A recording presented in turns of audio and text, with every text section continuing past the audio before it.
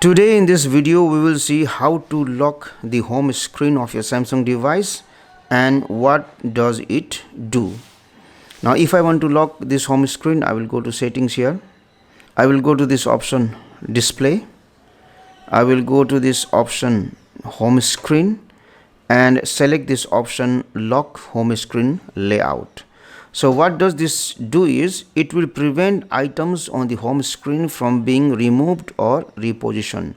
Now if I go to this home screen, I have these icons of application at the bottom. I have this Google search bar, I have this clock. So once I lock the screen, I won't be able to delete the application from the home screen. Also, I won't be able to change the position of this application. For example, let me tap and hold this icon here, and if I try to drag, I won't be able to drag. Similarly, if I try to drag this one, I won't be able to drag it. So what happens is, once you lock the home screen, the application icons present on the home screen can't be removed or can't be repositioned. Thank you for watching this video.